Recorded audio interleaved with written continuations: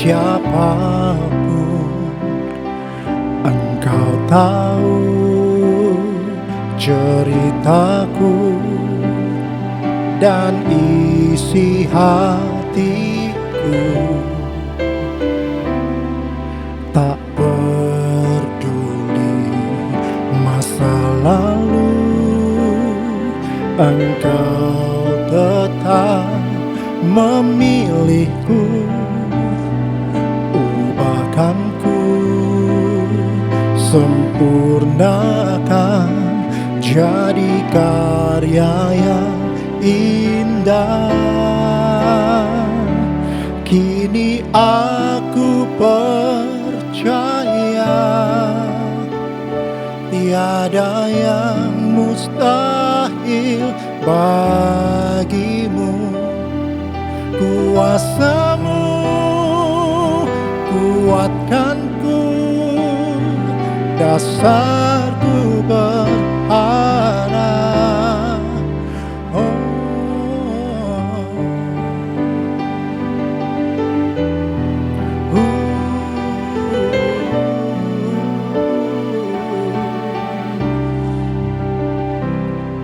Bapa, Engkau mengenalku lebih dari siapapun.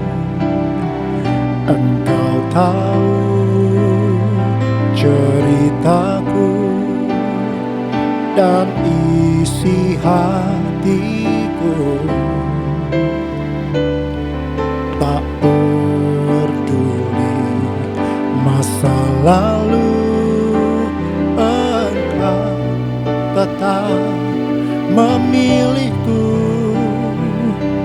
Ubahkanku, sempurnakan, jadi karya yang indah.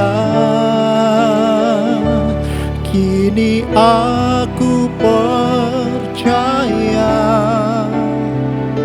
tiada yang mustahil bagimu.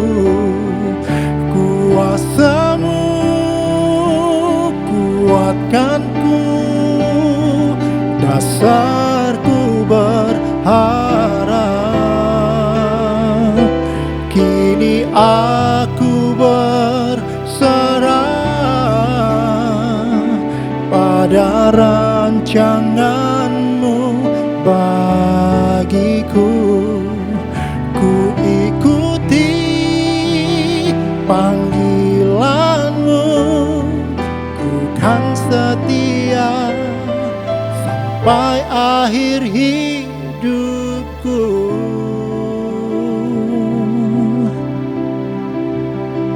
Oh, aku kan setia mengikutmu Tuhan. Aku kan setia dan mengaku Yesuslah Raja, Yesuslah Tuhan. Aku kan setia menjadi pengikutmu Tuhan. Haleluya, terpujilah. Setiap hari ku dituntun oleh Tuhan. Setiap hari ku diberkati Tuhan. Terima kasih Tuhan, terima kasih Tuhan. Aku kan setia, oh, pada panggilanmu Tuhan, untuk jadi penyembahmu, untuk jadi pengikutmu. Oh, aku kan setia, aku kan setia, aku kan setia pada panggilanmu Tuhan. Oh, kini aku percaya tiada yang mustahil bagimu. Kuasamu kuatkanku, dasarku berharap. Oh, kini aku berserah pada rancangan-Mu bagiku. Ku ikuti panggilan-Mu, ku kan setia sampai akhir hidupku. Ku ikuti panggilan-Mu, ku kan setia sampai akhir hidupku.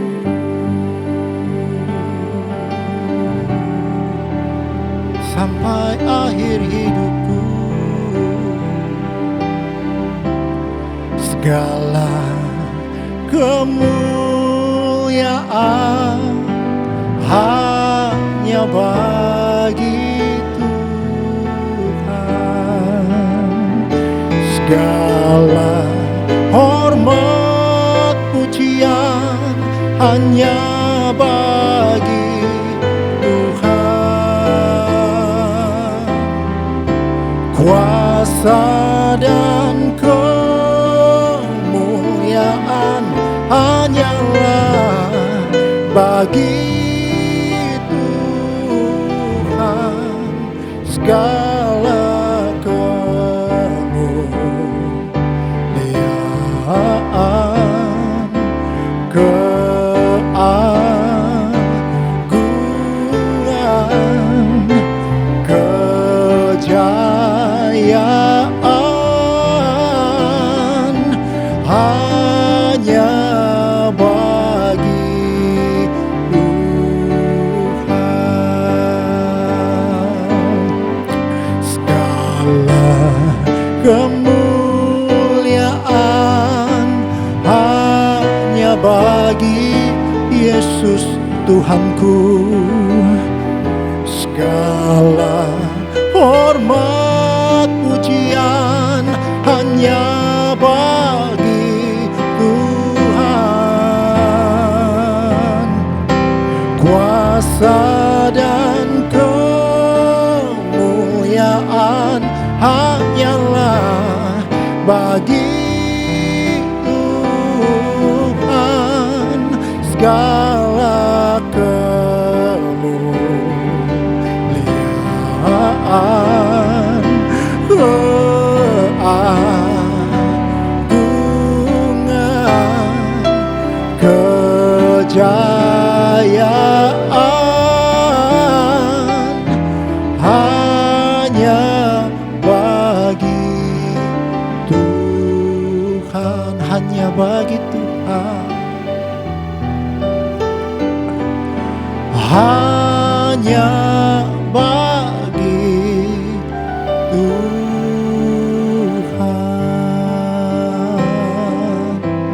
Segala kemuliaan hanya bagi Engkau ya Bapa. Terpujilah Tuhan Allahku. Amin.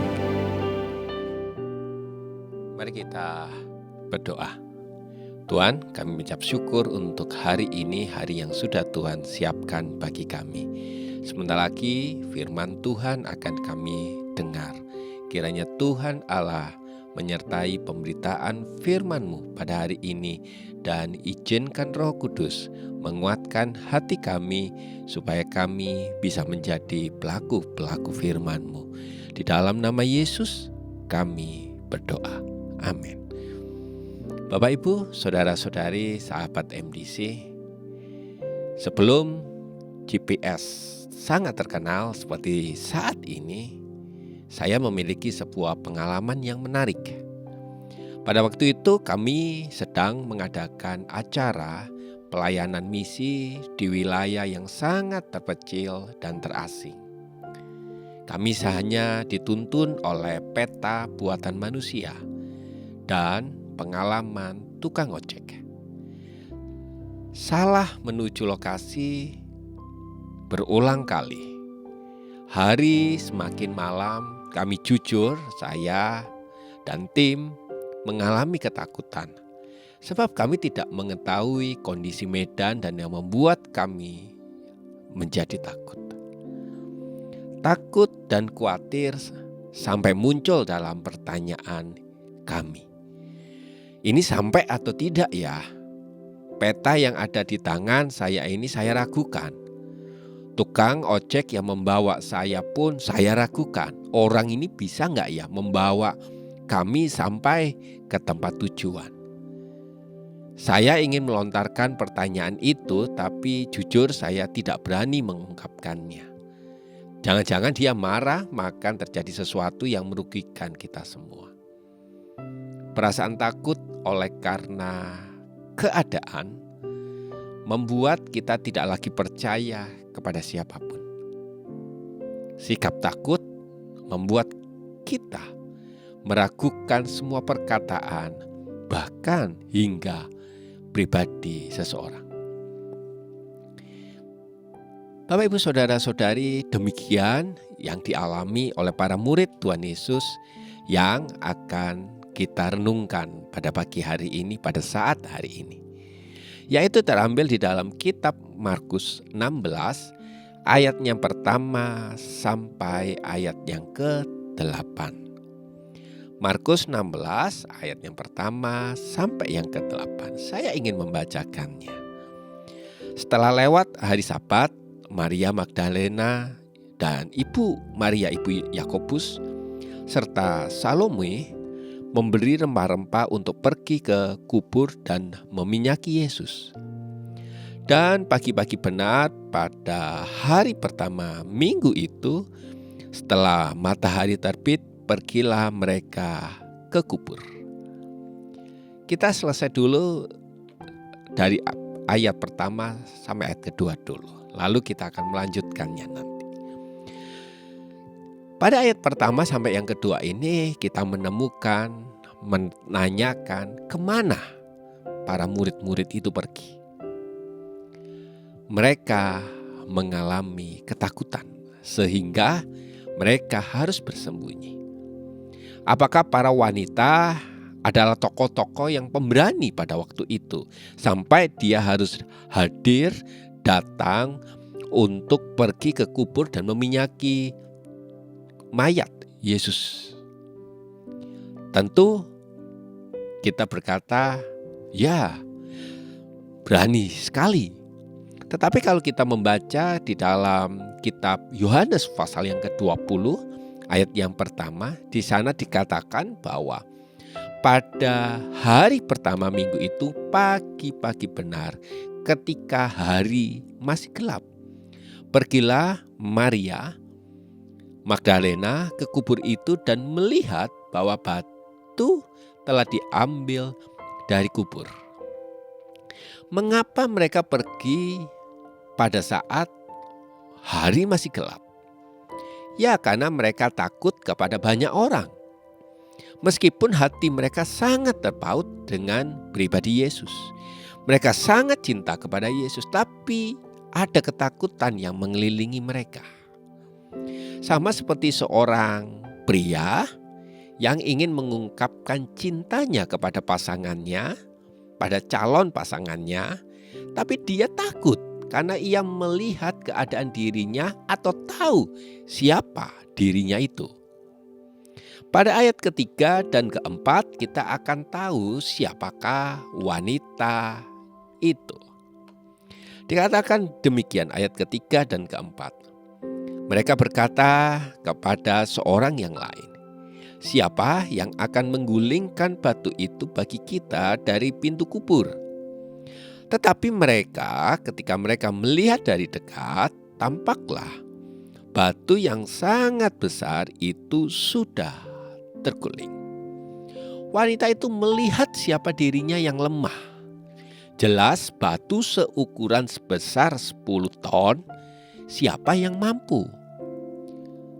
Jangankan wanita, pria pun dikumpulin juga membutuhkan banyak para pria yang harus mendorong dan membuka kubur Yesus. Apalagi penjagaan kubur Yesus itu dijaga oleh serdadu Romawi. pastilah menambah suasana yang mencekam kala itu. Oleh sebab itu, hanya kuasa Allah yang bisa membuka batu besar itu. Dinyatakan kepada mereka, agar mereka menjadi percaya, menjadi berani dan tidak mengalami ketakutan lagi. Yesus sangat tidak membutuhkan batu besar itu terbuka.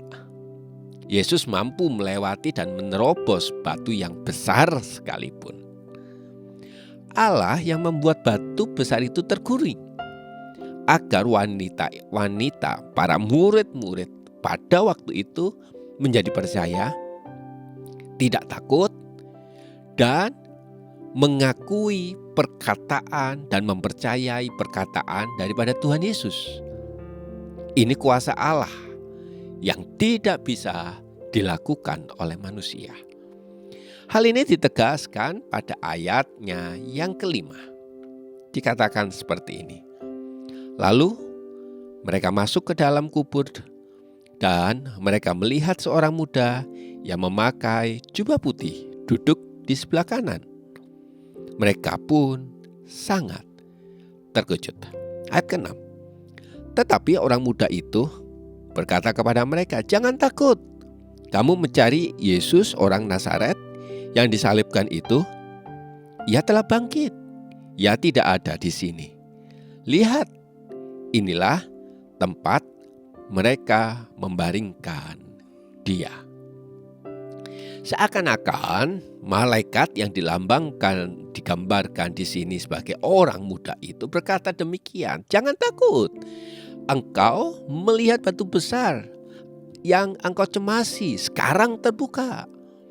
Jangan takut, percayalah kepada Yesus.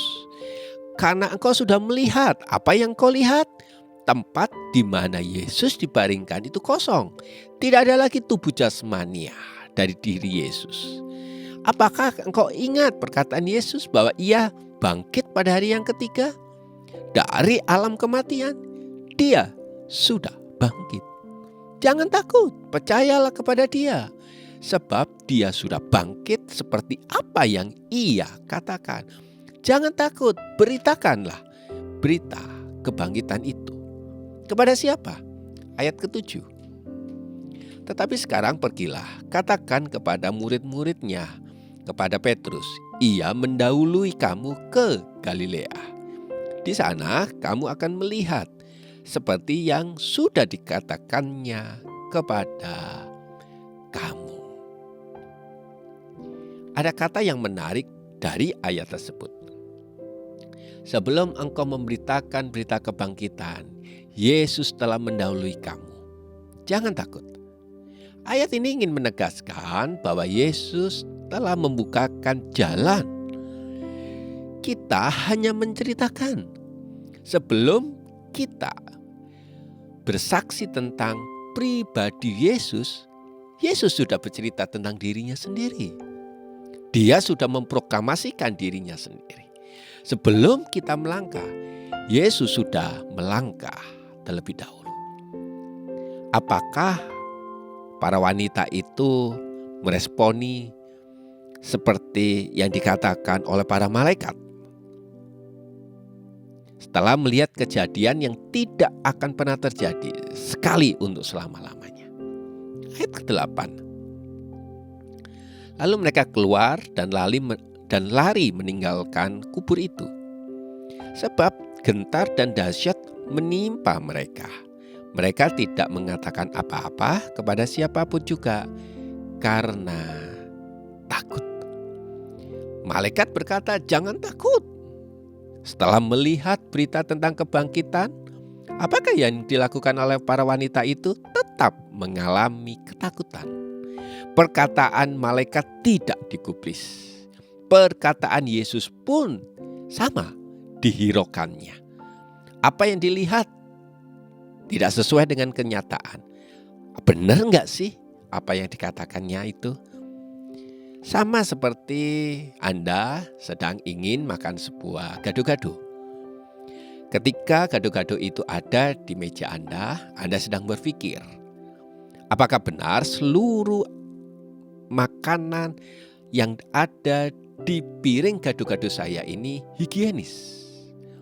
Lalu Anda mendapatkan pesan dari seorang kawan yang tahu betul restoran, yang tahu betul bagaimana cara menyajikannya, proses pembuatannya, dan apakah Anda yakin Anda akan memakannya? Bisa ya, bisa tidak. Bisa ya karena Anda yakin perkataan dari teman Anda. Tetapi bisa tidak kalau Anda mulai berpikir tentang perkataan dari teman Anda itu. Anda mungkin mulai berpikir, jangan-jangan teman saya ini adalah sales dari gado-gadonya, ya, dibayar untuk mempromosikan gado-gadonya. Bisa ya, bisa tidak.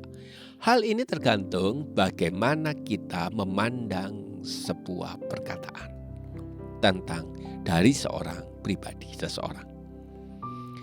Para wanita tidak berani memberitakan itu karena kesaksian para wanita tidak diterima pada zaman itu. Kita bisa membacanya di dalam kitab Lukas pasal yang ke-24 ayat ke-10 sampai yang ke-11. Dikatakan seperti ini. Perempuan-perempuan itu ialah Maria dari Magdalena dan Yohana dan Maria ibu Yakobus, dan perempuan-perempuan lain juga bersama-sama dengan mereka untuk memberitahukannya kepada rasul-rasul. Tetapi bagi mereka perkataan-perkataan itu seakan-akan omong kosong dan mereka tidak percaya kepada perempuan-perempuan itu. Jelas, pada akhirnya mereka pasrah memberitakan berita kebangkitan itu kepada para murid. Kadang Allah yang sedikit memaksa. Lihat apa yang dilakukan oleh para wanita itu selanjutnya.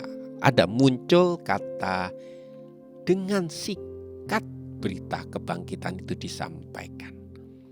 Apa artinya dengan singkat?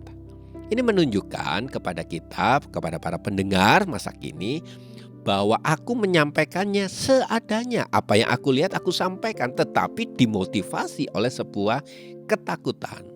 Bukan keberanian, bukan keyakinan, tetapi kekhawatiran dan ketakutan. Bapak, Ibu, Saudara-saudari, kita dapat menggunakan kisah ini untuk mengingatkan bahwa Yesus Kristus adalah Tuhan yang hidup dan aktif di dalam kehidupan kita saat ini. Yesus bangkit karena inisiatifnya Allah. Yesus menemui para rasul terlebih dahulu sebelum para wanita tersebut bersaksi. Yesus mendahului mereka sebelum para murid memberitakan siapa diri Yesus. Ada begitu banyak kesaksian, tanda ajaib, pekerjaan Tuhan yang kita lihat, dengar, yang kita rasakan. Namun kita tidak meresponi panggilan itu, tapi kita tetap menjadi takut. Mengapa kita takut? Karena kita melihat dengan mata jasmania kita, sakit, penyakit yang kita alami, kekurangan, kurang ini, kurang itu, bencana atau permasalahan-permasalahan yang lain yang membuat kita takut. Yang membuat kita takut adalah faktor-faktor yang di luar yang tidak mendukung. Saya ingat bagaimana gereja tempat saya mengembalakan. Ketika pada waktu itu kami sedang akan membangun sebuah gereja, perintisan sebuah gereja. Untuk mengumpulkan dana sebesar 5 juta saja sangat berat. Terlebih sekarang kami harus mengumpulkan dana yang ber-MM untuk membangun gereja. Tetapi bersyukur kepada Tuhan, ternyata mujizat Allah dinyatakan. Kalau kita lihat tanda yang ajaib, kuasa yang ajaib, sekarang apakah yang harus kita lakukan? Apakah kita meresponinya? Apakah kita tetap berkata ogah-ogahan?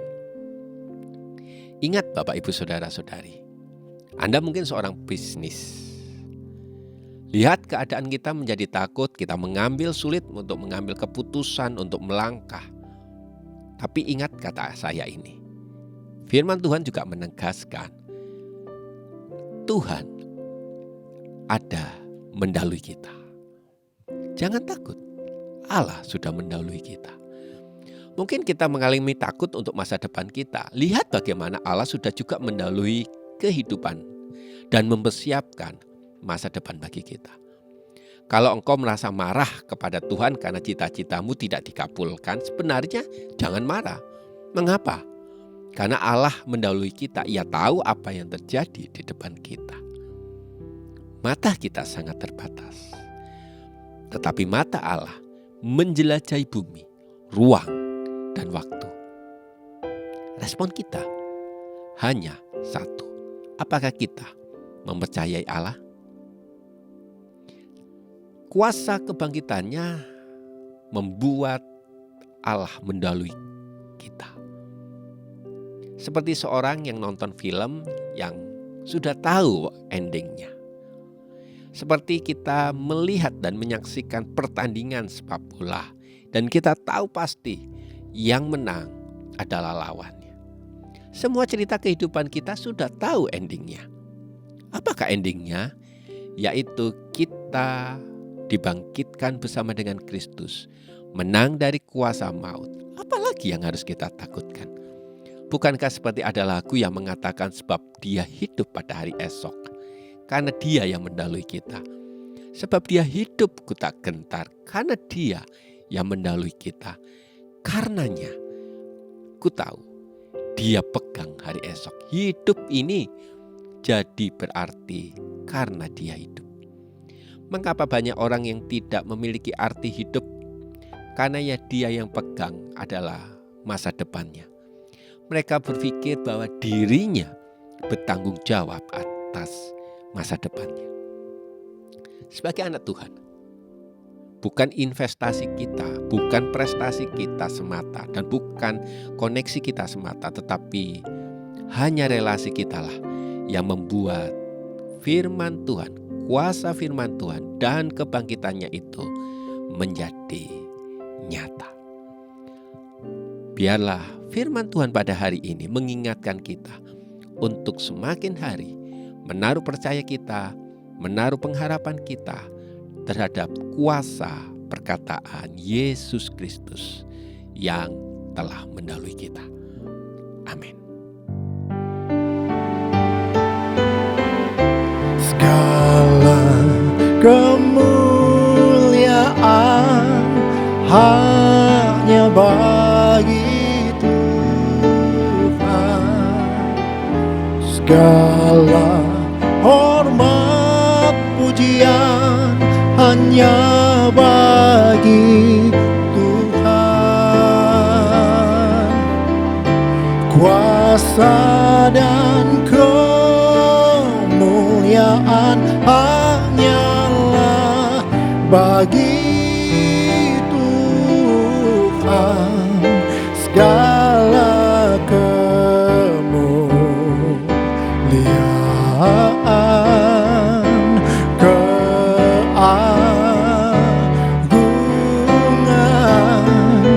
kejayaan hanya bagi Tuhan. Segala kemuliaan hanya bagi Yesus. Segala hormat pujian hanya bagi Tuhan. Kuasa dan kemuliaan hanyalah bagi Tuhan. Segala kemuliaan,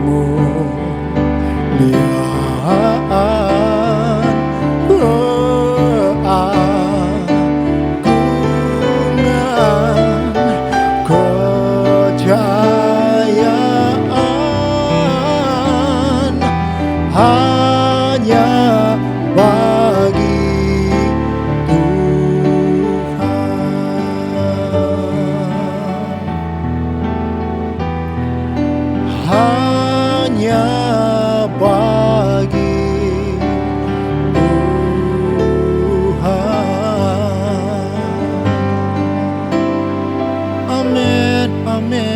Amin.